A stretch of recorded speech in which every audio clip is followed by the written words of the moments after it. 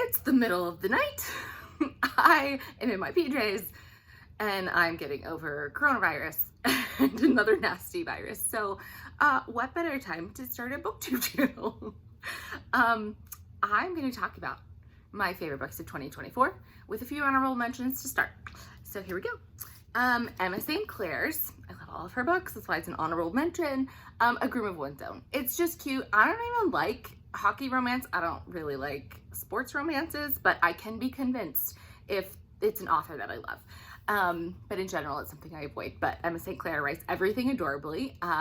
Sweet, closed door, rom-com, which just anything she writes, I mean. Defiant by Brandon Sanderson is the fourth and final book in the Skyward series. And I loved how this book just brought this story completely together. It was the right ending.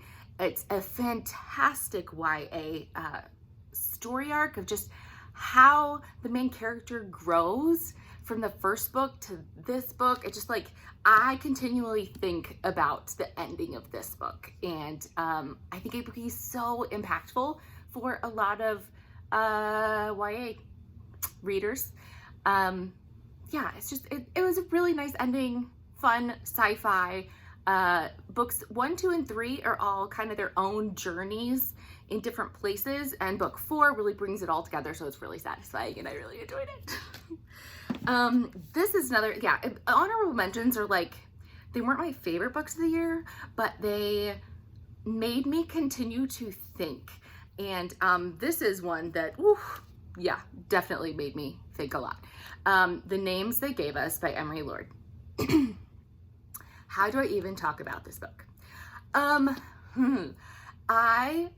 Okay, my mom died of cancer a couple years ago, and that is a grief that you never get over. Grief is a process of life. It's not something you ever get over. You just continue to move forward. And this main character, I did not realize when I started the book, her mom is dying of cancer, and she is raised in her dad's a pastor, like in a Christian home. And if she, against her will, her parents send her to a secular summer camp where she's a camp counselor, and she encounters a whole lot of people that are not Christians that have so many different issues that she has kind of been sheltered from in her life. And so there's love and friendship and dealing with like what she believes about God and all of that kind of stuff in this book. And it is done so well. If you are a Christian who is really precious about your faith in a way that you are not willing to engage with other people and different ideas, this is not the book for you. If you are open to those, open to understanding other people, open to understanding other experiences, and knowing that our point of view as Christians is not the only one in the world, but how to love people, especially as Christ did, and encountering that from a teenage perspective, this was just beautifully written. I had to stop the book halfway through because it was too emotional for me at the time, because mom died of cancer, not fun. So I came back to the book a while later, and I cried because of personal reasons in this book, but crying for me is not normal in books. But this book was done really well in a way that it's not my all-time favorite, but I think about it way more than I ever thought I would. Yeah, so if this is the kind of book that intrigues you, yeah, pick it up. Way to go, Emery Lord. My next book is Christine Riccio's Attached at the Hip. I am a big Survivor fan. My dad and I love watching Survivor together, and this just filled that Survivor little hole in my heart. This is like a Survivor spin-off, and it's so fun. what really made it super duper fun, honestly, is non-spoilery. The ending for me of like just what this author did. It Season 7, if you know, you know. I love this. So this really made me happy of like, I would not have chosen this ending, and at the same time, I'm so glad it ended that way. And that's why, yes, that's why I think about this book a lot, because I love Survivor and I'm missing it. So I will probably do a reread of this year. I reread a whole lot. So yes, I like this one. And yes, these are still my honorable mentions. Only 2 left for honorable mentions. Fear not. Okay, Remarkably Bright Creatures. I mentioned my mom died a couple years ago. Her sister suggested this book to me. I'm not huge on general lit fiction books. They tend to read rather slowly for my particular taste. However, this book, I know my aunt really, she said it helped her with her grief of my mom, and I highly recommend this on audiobook because is it Marcellus the octopus? What's his name? Yes, Marcellus. The octopus, okay, this is told through a few stories and how they all interconnect. A big octopus in an aquarium, and a cleaning lady who, this lady, a cleaning lady in the same aquarium, and then some other couple people, and how they all interconnect, you find out as the story goes along. But it's really beautiful in how they're all trying to find their place. And Marcellus the octopus, his voice just did it for me. It was so good. It was hilarious. It made me happy. I just want the book entirely from his perspective. I know this is being made into a movie, and I'm really curious how they're gonna do Marcellus's voice in the movie. Yes, this deals with grief and life and so many different things, and it was good. I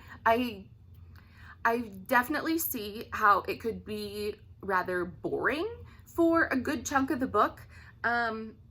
If you're someone who really wants very fast paced, doesn't generally enjoy like women's lit, that sort of thing.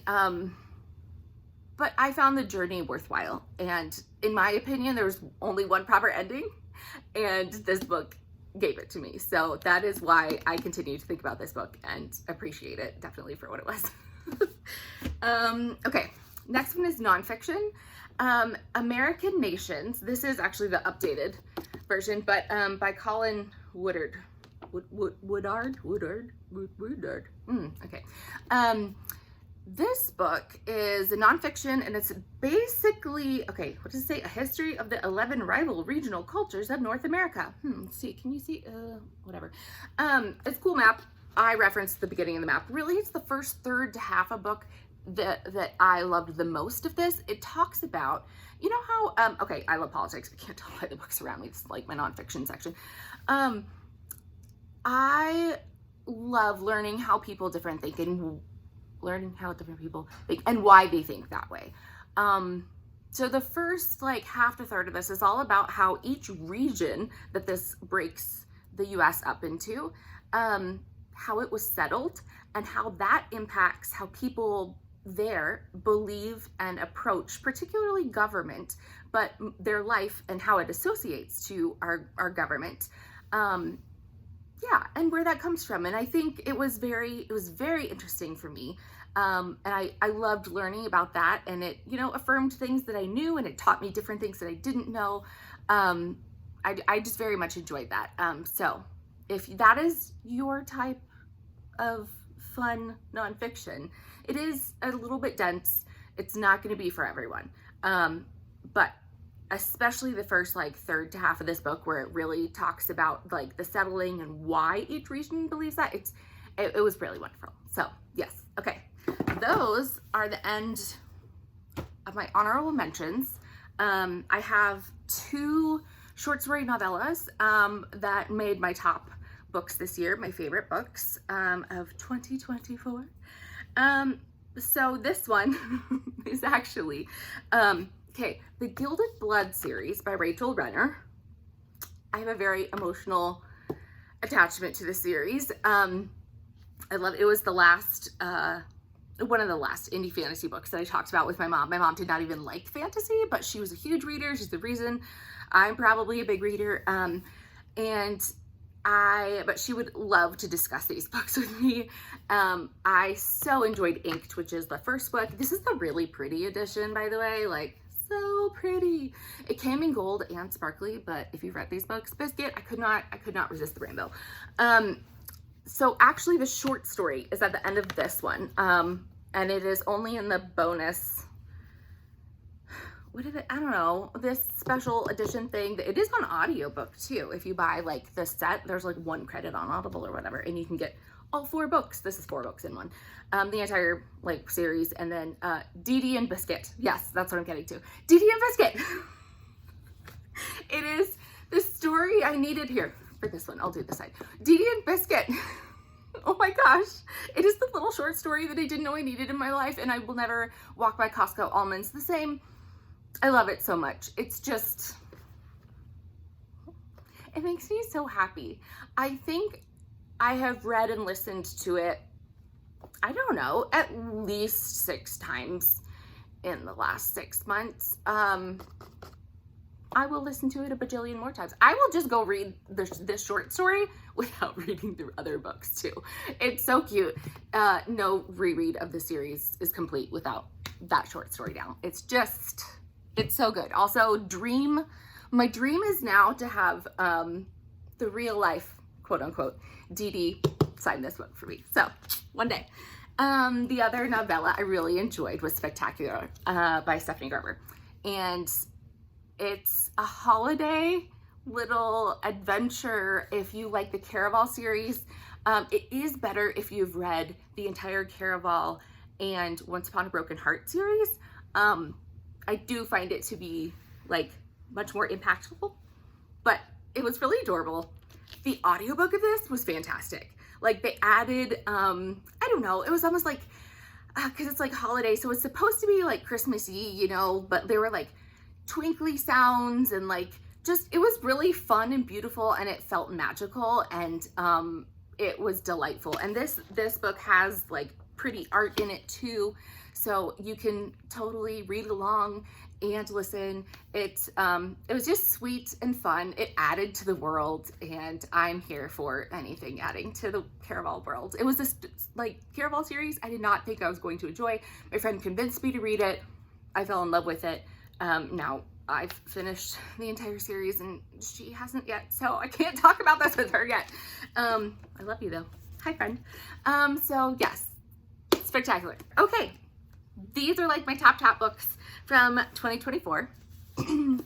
Catherine Center. This is the year I fell in love with Catherine Center. My friend loaned me The Bodyguard, and I really enjoyed it. I did not think I was going to, and I really did.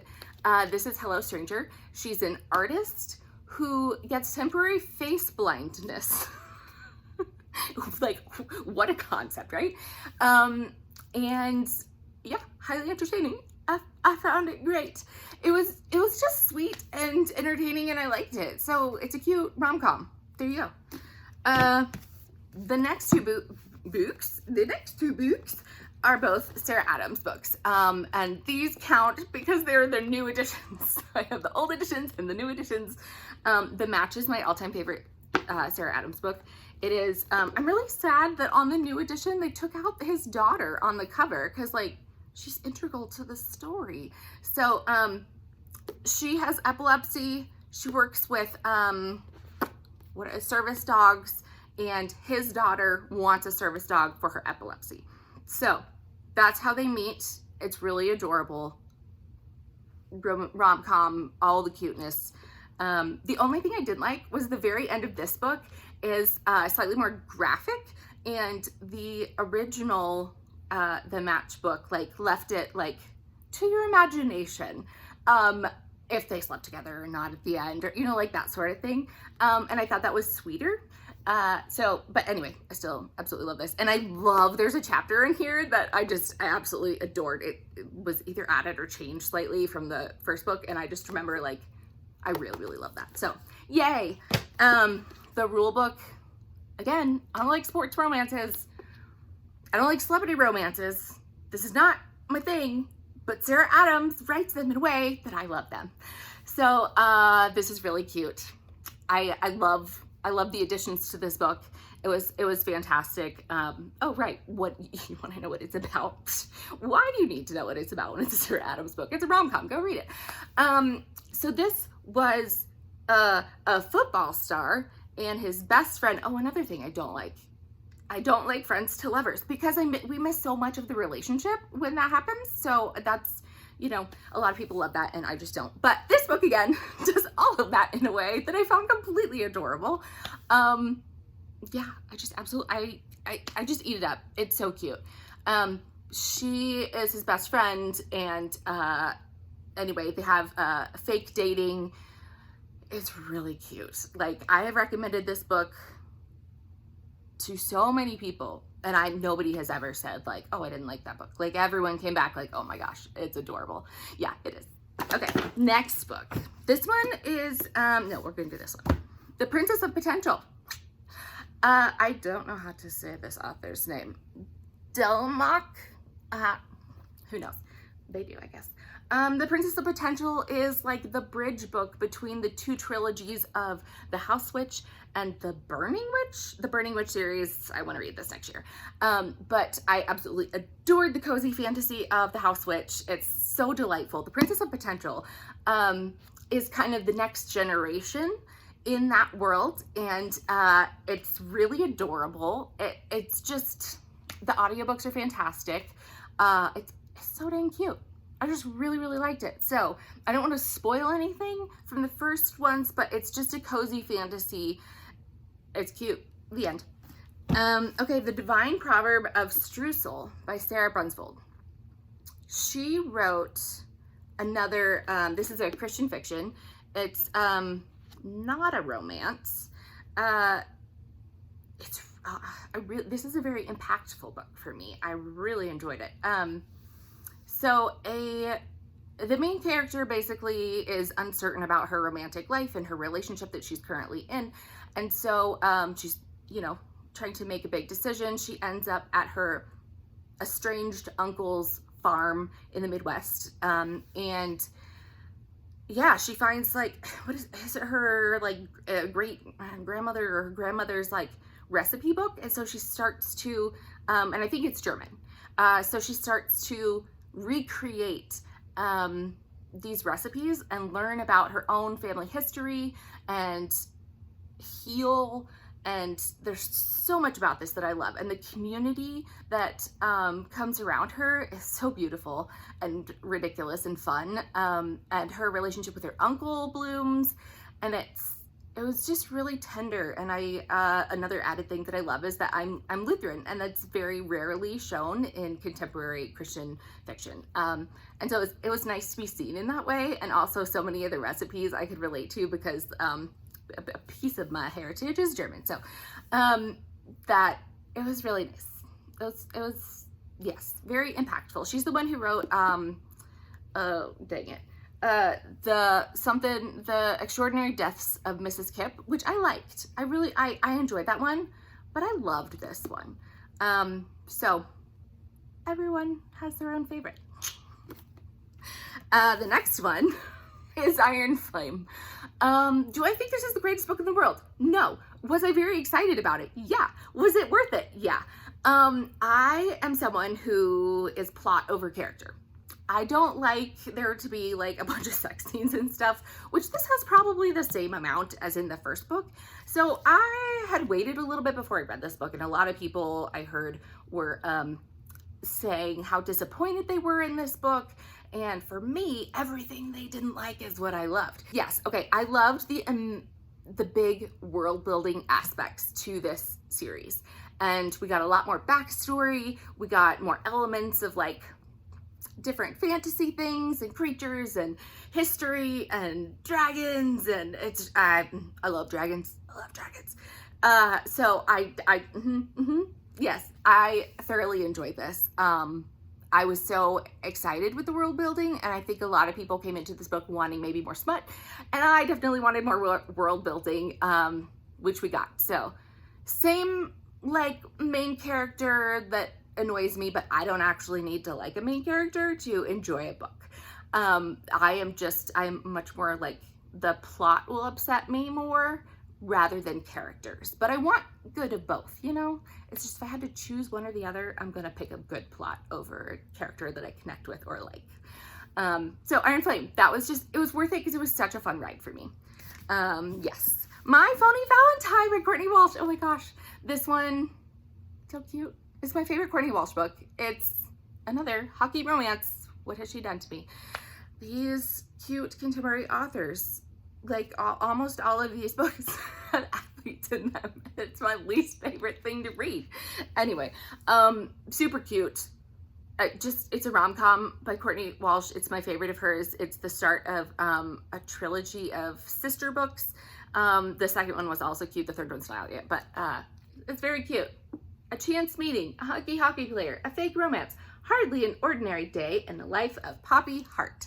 That's the tagline. So that's really what you need to know. It's adorable. Please read it. It's just so cute. Okay, my last two are nonfictions. I loved Sharon McMahon's The Small and the Mighty. 12 Unsung Americans Who Changed the Course of History from the Founding to the Civil Rights Movement. This book is a massive bestseller, and she reads the audiobook, which is fantastic. She's a history teacher, and like everything, oh, it's so good. It's so good. It is so good. Everybody who didn't like history in school, you should listen to this audiobook. Because it shows stories, people who have not been talked about or praised for these things in their life. Like, it was hard, you know, like it's hard to find information on these people and how they changed really dire circumstances and their struggles, that they went through many struggles, and the amazing things that they did with nothing, with just what they had, which was often nothing. It's really incredible, and it will leave you hopeful and empowered to do what little you can to make the world a better place. And yeah, I really, really enjoyed it. So I gave this book to someone for Christmas because I loved it that much. I'm so glad that it exists in my life, and I will reread this book. I reread a lot, but I will reread this book because it's hopeful and inspiring despite all the struggles that they go through. And it's true stories. So it's easy to read. It is an easy reading book. Like, the chapters are not long. There's a hero bird in here. Like, it's awesome. Okay, my final favorites on this list of 2024 is George Stephanopoulos' The Situation Room. The inside story of presidency in crisis. This was so cool. So cool. There's so much information here that, like, I have not heard elsewhere or read elsewhere. And it was just so enjoyable. If you don't like presidential history, this is not the book for you. But it starts with pretty much JFK's administration and talks about, like, the need for the Situation Room and at the White House, in case that was not evident by the picture here. And what it evolved to, and how each president had a relationship and what they did or didn't do in the White House. It was very interesting to me, like some of the things that were uncovered, some of the, some things that just like are redacted still, or people can't find information on. Like, sometimes the lack of information was just as fascinating as the information that we got from here. Also, again, audiobook, fantastic. I'm a big audiobook listener. I do lots of tandem reads. This one was really cool because George Stephanopoulos, like, inserts when there's audio from these people at certain times. Like, there is specific audio from the Situation Room at pivotal moments in history. And that, like, they play it for you on the audio. So on the audiobook, it's very cool. So that it was quite riveting for someone like me who loves presidential history. That's it. Those are my top books and my honorary mentions of 2024. I hope you enjoyed it. And I hope you get to know me This is really for myself, but mostly for my niece, because she was just born, and one day I want her to be able to look back and know who I was and see my personality. And it's something I've thought of a lot since my mom died, of like, oh, what I wouldn't give to have videos of her, and we just don't. Yeah, so this hopefully is like a piece of me that I can share with her in the future. That's why I named the channel Auntie Books. So welcome, and remember that this world is a better place because you are in it. Thank you for being here, and I will see you soon. I really gotta hydrate with these viruses. This book is one of my favorite of the year. Duh, it's in this list. So now you get to hear about it too. So I don't know, whatever.